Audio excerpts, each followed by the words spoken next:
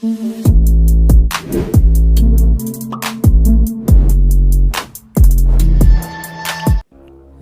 की सरकारी नौकरी लगी थी। घर में सभी लोग बहुत खुश थे और मानस अपनी पहली पोस्टिंग के लिए घर से निकल चुका था। वहाँ पर जा कर के ही पता चलता कि रहना कहाँ है, क्योंकि उसके लिए एक सरकारी बंगला अलॉट हुआ था और इसे ज़्यादा कुछ पता नहीं था वो कहाँ पर है, कैसा है। तो इसने माँ से बोला कि माँ, मैं वहाँ जा कर के सब कुछ पता करता हूँ, उसके बाद आपको और श्वेता को लेकर के वहीं पर शिफ्ट हो जाऊंगा। माँ कहती है कि बेटा तुम अपना ध्यान रखना, बाकी सब तो होता ही रहेगा। अब मानस वहाँ से विदा लेता है और चल पड़ा था अपने नई मंजिल की तरफ। अब ड्यूटी तो ज्वाइन कर लिया, लेकिन अब वहाँ जाकर पूछता है कि भाई जो हमारा बंगला है वो कहाँ पर है। तो उनके एक कर्मचारी ने बताया कि साहब ऐसा है कि शाम के वक्त ड्यूटी के बाद मैं आपको लेकर चलूँगा आपके बंगले पर और आपका सामान भी रखवा दूँगा। तो मानस बेफिक्र हो जाता है और उसके बाद अपना ऑफिस का पूरा काम कंप्लीट करने के बाद शाम के वही लगभग 6-7 बजे उस कर्मचारी के साथ, जिसका नाम सतीश था, सतीश के साथ मानस चल देता है उसकी गाड़ी में। अभी तक मानस को गाड़ी नहीं मिली थी। वैसे तो सरकारी अधिकारी था तो उसे गाड़ी मिल जानी चाहिए थी, लेकिन अभी नई पोस्टिंग थी, इसलिए अभी ये सारी सुविधाएं इतनी जल्दी अवेलेबल नहीं थी। तो वो सतीश के साथ चल देता है और वो शहर के आउटर में था।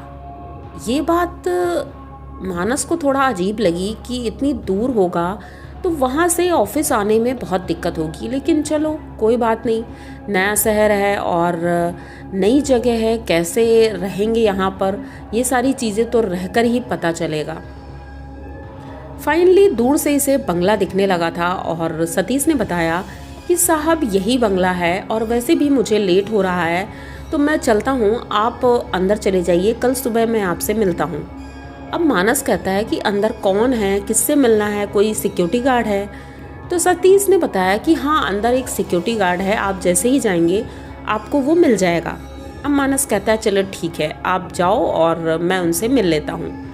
मानस अपना थोड़ा बहुत सामान लेकर के गया था, बैग थे 2, वो ले करके बस धीरे धीरे उस सरकारी बंगले की तरफ बढ़ रहा था। अब बंगला तो बड़ा आलीशान दिख रहा था, बाहर इतना अच्छा बगीचा था, बहुत खूबसूरत दिख रहा था, लेकिन वो जंगल के बीचों बीच दिख रहा था। मतलब दूर दूर तक जंगल ही दिख रहा था। रोडें तो पक्की थी लेकिन जंगल बहुत ज़्यादा था, पर अच्छा था, हो सकता है दिन में बहुत अच्छा लगे।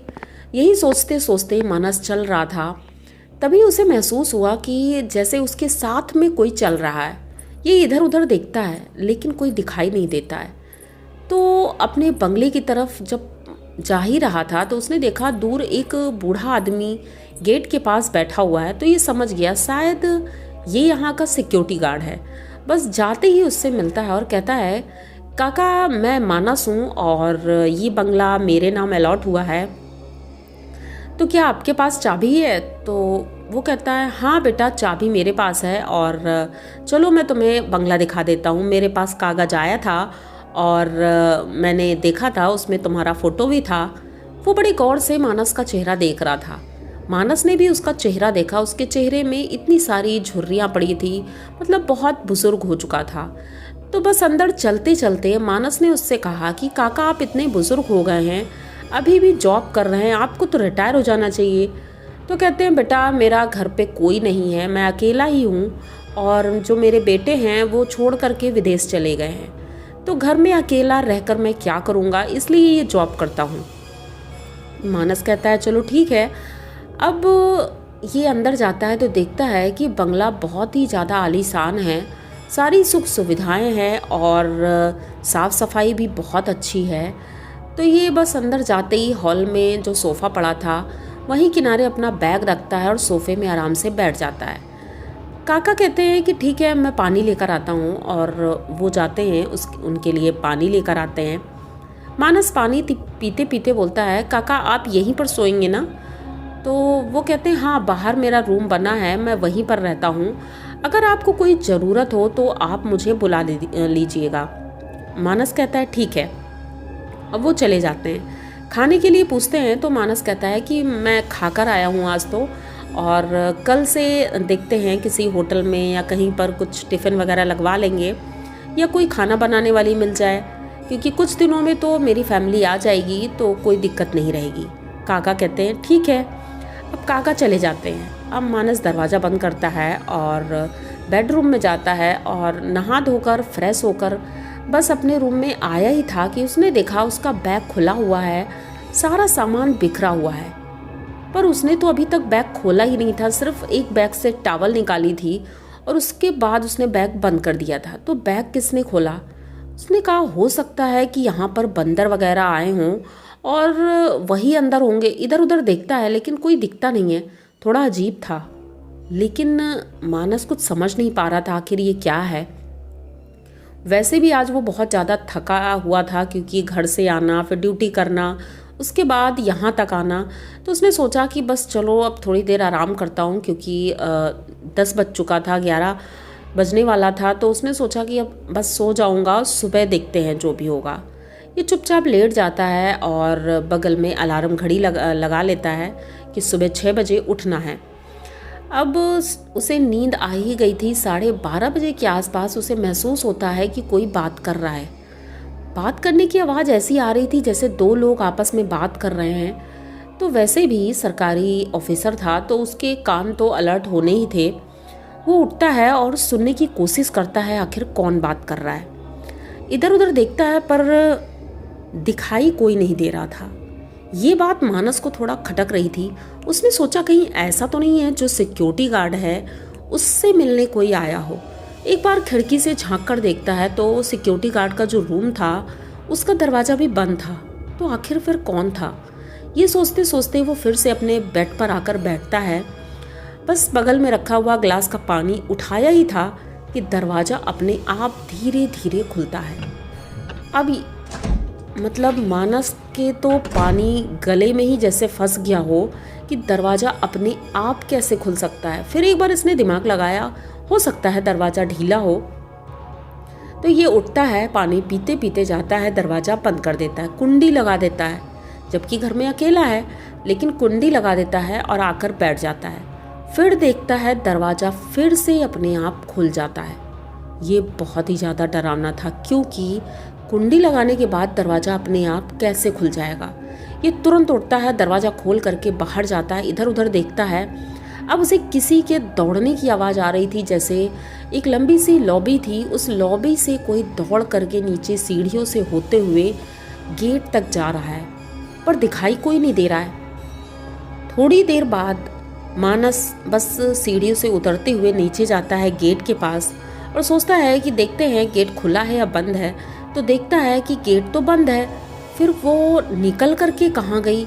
इसने एक बार सोचा कि काका को जगाते हैं, लेकिन फिर सोचा बूढ़े हैं, अब बेचारे उनको डिस्टर्ब करेंगे तो फालतू में परेशान हो जाएंगे। लेकिन मानस अब थोड़ा डरा हुआ था। इसने एक बार अपनी माँ को फ़ोन भी किया, लेकिन इतनी लेट हो गया था, शायद वो लोग सो गए थे, तो किसी ने फ़ोन रिसीव नहीं किया। अब मानस अपने रूम की तरफ जा रहा था तो उसने देखा कि बगल वाले रूम में कुछ हलचल सी है, जैसे कोई है उस रूम में। ये जाता है, धीरे से दरवाज़ा खोलता है। जब देखता है तो अंदर एक औरत है जो शीशे के पास बैठी बाल संवार रही है। तो ये एकदम से दरवाज़ा जब खोल देता है, वो औरत पीछे मुड़कर देखती है, जिसे देख करके मानस की चीखें निकल जाती हैं।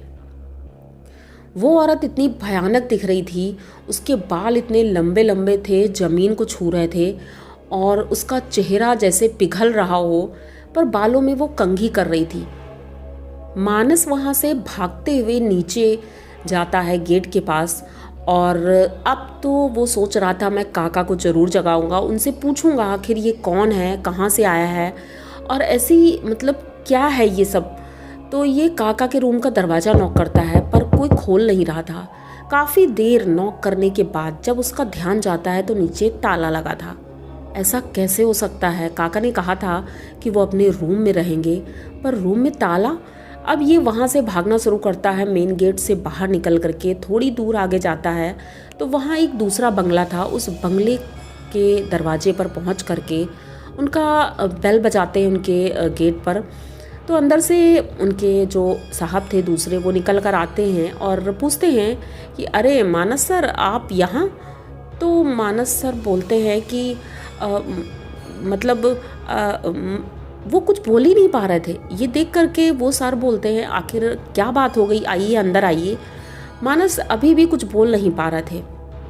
अंदर जाते हैं, वो बिठालते हैं, पानी पिलाते हैं और पूछते हैं कि क्या हुआ है सर, आप बताइए। तो मानस सर फिर बोलते हैं आराम से कि क्या आपको पता है कि ये जो बगल वाला बंगला है इसमें कुछ अजीब है।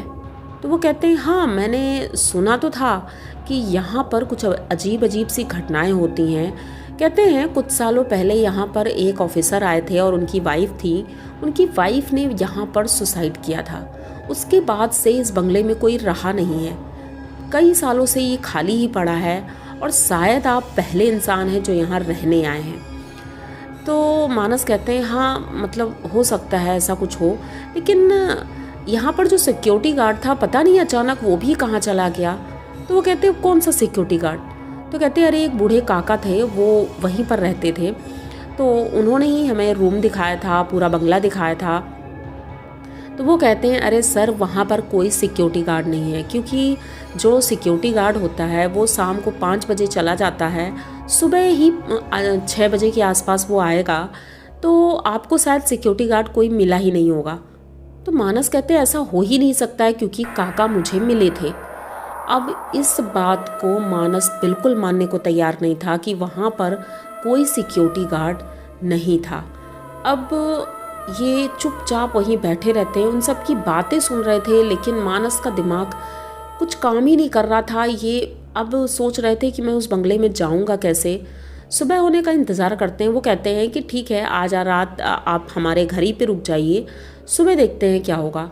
सुबह मानस अपना सामान लेने के लिए उस बंगले में जाता है तो देखता है वहाँ पर सिक्योरिटी गार्ड का जो रूम था उसमें ताला ही लगा था, और जो सिक्योरिटी गार्ड आया था वो अभी कुछ काम कर रहा था, गेट के बाहर ही था। तो मानस ने पूछा कि क्या आपकी ड्यूटी यहाँ पर है। तो वो कहता हाँ सर। तो ये पूछते हैं कि जो एक बूढ़े काका हैं वो कौन है। तो कहता है अरे साहब यहाँ पर कोई बूढ़े काका नहीं है। हाँ वो सालों पहले एक सिक्योरिटी गार्ड था जो बहुत बूढ़ा था, उसके बच्चे विदेश चले गए थे और इस वजह से बहुत दुखी रहता था, और एक दिन उसकी मौत हो गई थी इसी कमरे में। तब से ये कमरा हमेशा बंद रहता है। मैं भी बाहर ही रहता हूँ, यहाँ पर नहीं रहता हूँ शाम को, इसीलिए मैं चला जाता हूँ। अब मानस ये सारी चीज़ें सुन करके तो बहुत ज़्यादा डर जाता है और तुरंत ही वो बैग उठा करके वहाँ से बाहर निकल जाता है और अपने घर जाता है और सोचता है कि अब मैं कुछ दिन बाद ही ड्यूटी ज्वाइन करूँगा। एप्लीकेशन देता है। घर जाकर अपनी माँ को और अपनी पत्नी को पूरी बात बताता है। तो उनकी माँ पहले तो उसका नज़र उतारती हैं और मंदिर ले जाती हैं। उसके बाद कहती हैं बेटा कहीं भी नई जगह पर जाओ तो वहाँ पर भगवान की स्थापना और पूजा ज़रूर करनी चाहिए। तुमने ऐसा कुछ नहीं किया था, अगर ऐसा कुछ करते तो हो सकता है पहले ही तुम्हें पता चल जाता। तो कहता है माँ बस एक ही रात तो मैं वहाँ रुका था और एक ही रात में ये सब कुछ हो गया है, लेकिन ठीक है मैं अगली बार से ध्यान रखूँगा और फ़िलहाल तो मैं किराए पर कमरा लेकर रहूँगा। उसके बाद नया बंगला कोई जब मिलेगा तभी हम वहाँ शिफ्ट होंगे। माँ कहती है ठीक है बेटा। और ये 1 हफ्ते की छुट्टी पर आए थे और 1 हफ्ते की छुट्टी के बाद दोबारा से ज्वाइन करते हैं। अब इनकी तबीयत ठीक थी, नए घर पे अब वो शिफ्ट हो गए थे, पूरी फैमिली शिफ्ट हो गई थी, अच्छे से जॉब कर रहे हैं, लेकिन वो एक्सपीरियंस ये भूल नहीं पाते हैं क्योंकि बहुत ही ज़्यादा डरावना था। वो औरत का चेहरा आज भी इनकी आंखों में दिखाई पड़ता है। तो आप लोगों को ये कहानी कैसी लगी? अगर अच्छी लगी हो तो प्लीज़ चैनल को सब्सक्राइब करिए, लाइक कमेंट करिए, शेयर करिए और बने रहिए हमारे साथ। मिलते हैं फिर किसी नई कहानी में, तब तक के लिए डरते रहिए।